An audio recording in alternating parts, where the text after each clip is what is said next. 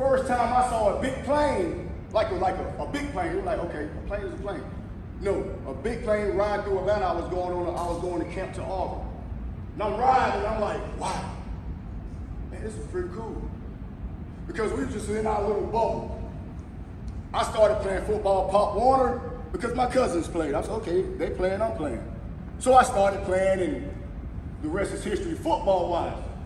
So I was always a tailback.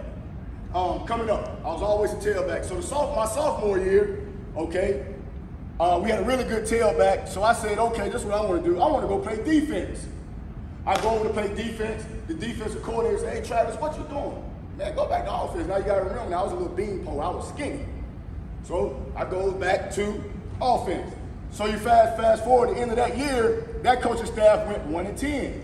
They get fired. The offensive coordinator becomes the head coach. He hires a new DC, all of that good stuff. And now we're doing winter workouts, and I'm on the track and I'm running. So this guy was like, man, who is that? It's like, man, that's Travis Williams. So he said, hey, that's gonna be my Mike linebacker. They started laughing at him, like, man, what? Him? So I'm telling you, I was just running in front of everybody. Now, one thing I knew how to work. Like, okay, I'm just gonna outwork everyone in my mind. So I'm running. So they make me the Mike linebacker. Never played defense before. Now this is my junior year. Remember, the last coaching staff said I wasn't, hey, you can't play, you ain't good enough, go to running back, go run the ball, you can't play defense. New coaching staff come in and see something in Travis Williams. My junior year, they put me at Mike linebacker. I didn't know defense, but I knew where that brown ball was at. Break every school record. First time ever playing defense. Now, colleges are calling. They're calling me and writing me, all of that stuff. So now I'm kind of taking a couple visits here and there. My senior year come. I go through my senior year, break my own records. None of that would have happened if that coach, Coach Randy Gold, wouldn't have believed in me. He saw something in Travis Williams the other coaches didn't see. So now I'm getting recruited. College coaches are coming by my school. They're doing all of this stuff, and they feeling on me. You know, they do the whole, I'm gonna tell y'all guys that here, they're gonna do this whole grab your shoulder. They just trying to feel your bone structure. You know, that's all they're trying to do. Trying to see how big you're gonna get. So coming and asking me like, hey, how much you weigh? Well, coach, I'm 185 pounds. You know, I'm not getting, gotta remember now, I was standing in the trailer park at this time. So I wasn't really eating. I was eating, I wasn't starving, but it wasn't all you could eat. So come, feeling on me, same thing, 185. So I go, my high school coach takes me to Auburn for a camp. I go run fast, I guess it was really fast, because this one, I tell y'all guys this. So when you run your 40, and they look, after you run, and everybody look at the clock, and everybody starts sharing their times, that means that person just ran pretty fast. So that happened to me, you know. So I was running, and I go past the whole deal, and they look at the clock. So at the end, they offer me a scholarship. Now we're going into my senior year. My best friend was a quarterback towards ACL, and I saw a lot of the colleges just kind of fade away. So at the time, I just had like the Citadel, Furman, and Auburn. So I'm what you call a pin snatcher. You know what a pin snatcher is? I'm going to go ahead and commit, and I'm taking out. So I called up to Auburn, say, hey, I'm coming. So they like, they was happy, hey, okay, cool, so I'm committed to Auburn. So I go through my senior year, they never really talked to me. So I didn't know nothing about recruiting, so I didn't know that really meant like, they really ain't want me. So they stopped talking to me, I go through my senior year, I go to the All-Star game, get MVP of the All-Star game, and I just remember this one coach was telling me, well, this is where the story is told to me. One coach, Coach Philip Lolly, was like, man, he gotta be, I mean, he making every tackle. Like, it gotta be something in this kid. So now it's time for the home visits. And my linebacker coach, Coach Joe Witt Sr., who's a man's man, I love him, he's my mentor, he's like a father figure, then was coming to South Carolina to recruit another position, but he wanted to come meet with me. All right, so the story, and I just learned this 6 years ago. That's the only reason I know this story. He sat me down and told me this story. So he's coming to my neighborhood, he's coming to the trailer park. My mom and dad was divorced. He comes to the trailer park, I meet him at the top. I bring him down to my to my trailer. It was him and I think the wide receiver coach at the time. And they come in, so now this time it's just me and my little brothers. So we eating dinner, we sitting down. So from there they'll see me, washing their plates, putting the plates up. And when we sat down, I sat up in my chair, chest up, looked him in the eye. No, sir. Yes, sir. No, sir. Yes, sir. Didn't blink. And he saw how my little brothers were as well. He leaves out of there. This is what he tells me the story. He leaves out of there. He called Coach Tommy Tuberville, who was the head coach, who was my head coach. He said, "Hey, Coach, man, I couldn't do it." He said, "What you mean?" He said, "Man, there's something about that kid. That kid, they're gonna be special." That whole deal of I couldn't do it was he was really coming to my house as a man to look me in my eye and say, "Son, we really appreciate you, but we don't have a scholarship for you." And the only thing that saved me was me sitting in my chair, looking him in the eye like a man and saying, "No, sir.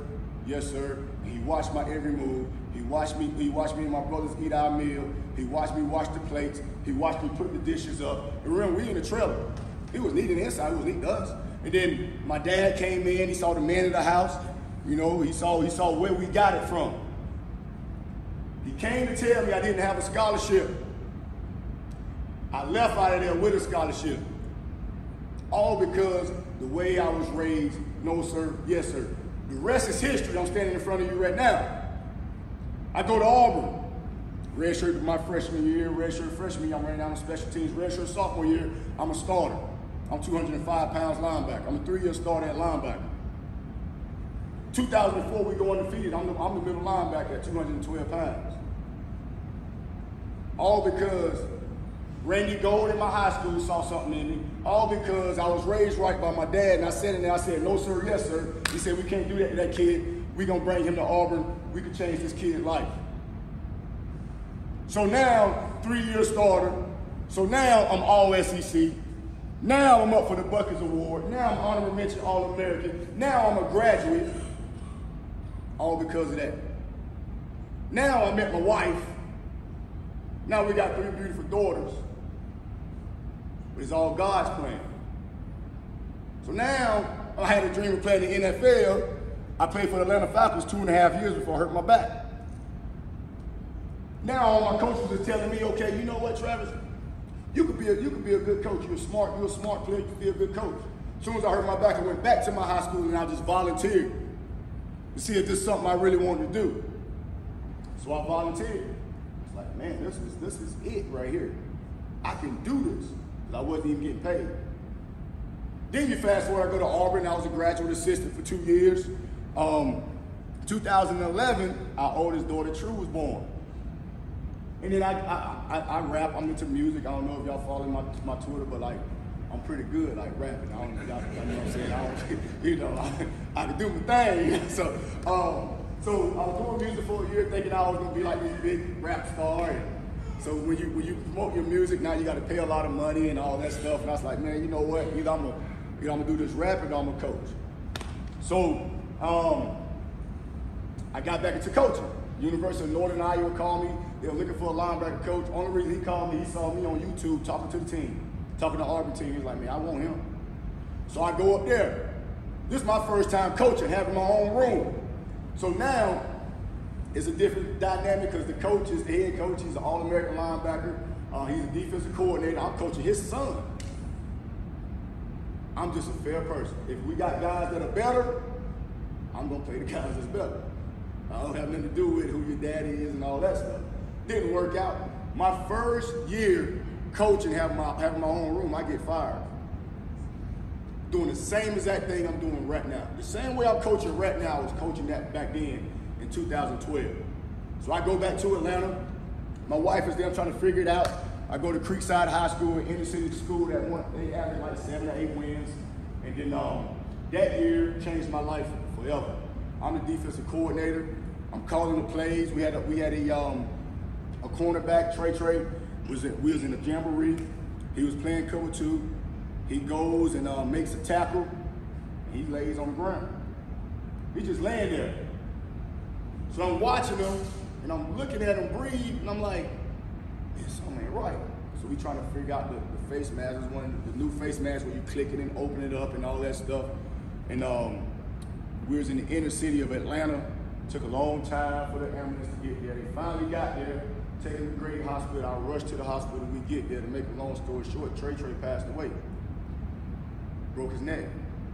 I still have his obituary in my desk at my job. Changed my life forever.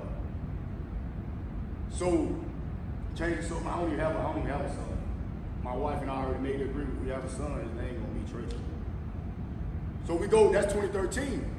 We win the state championship that year. Had 15 guys go to college.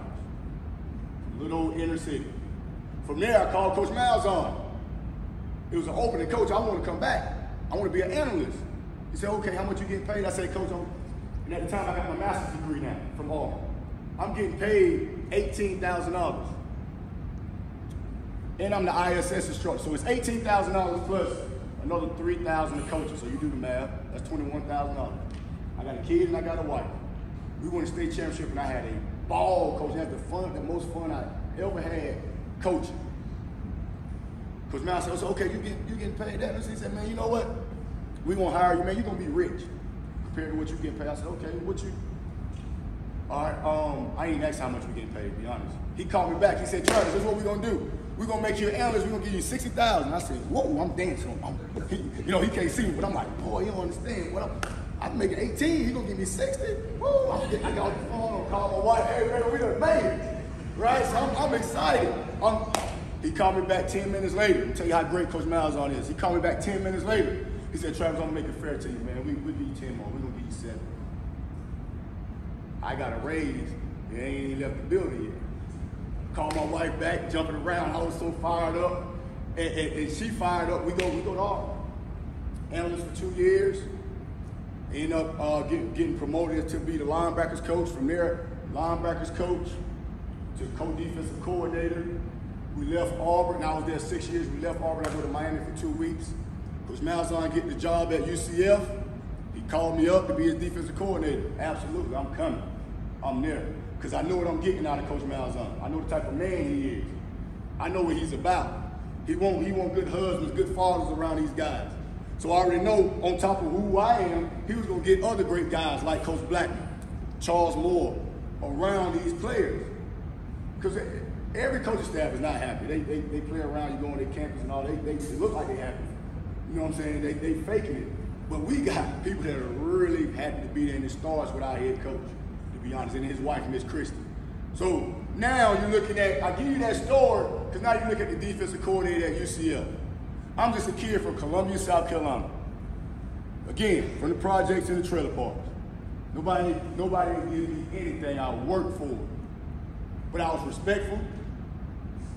I didn't disrespect people. I had solid grades. I'm not gonna sit up here and act like I was 3.0, but I had good enough grades. And I got my master's degree. Got a wife, got 3 beautiful daughters.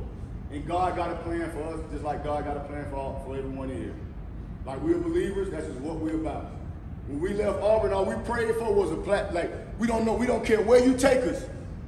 Just put us somewhere so we could be a blessing to these young men. We saw what you did with the linebackers, like, okay, we want a bigger platform. Okay, Travis, okay, Janine, I got something for you. We're gonna give you a whole defense. So now it's not just the linebackers that we take in places, it's the whole defense. Because we understand our responsibility.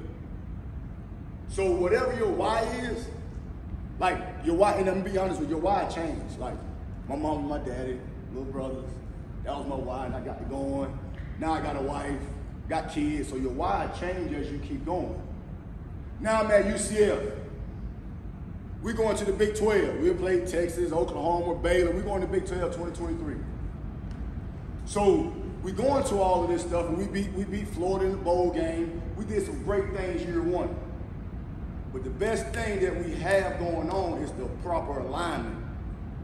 Our president, our athletic director, our head coach in a proper alignment. So everybody can dream big. We're dreaming big, like we're gonna do great things here. We're gonna do great things at UCF, but you gotta have proper alignment. We're going to the Big 12. Right now our budget is $70 million.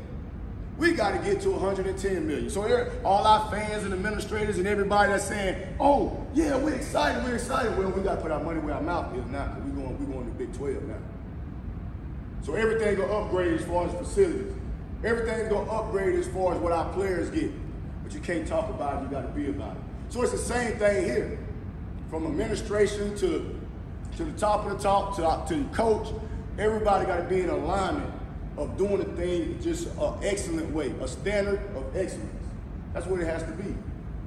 Now, for me, all I know, man, is keep my energy and work my tail off, and the good Lord is going to bless us. Coach Malzahn says something all the time. He said, use your influence in a positive way, and the good Lord will bless you. And we truly believe that. Not just while we're on TV. Yeah, everybody sees on TV, okay, want to make sure you act right and use your influence. No, when you walk around the building, everybody's important. Use your influence in a positive way that way. So that's my little story.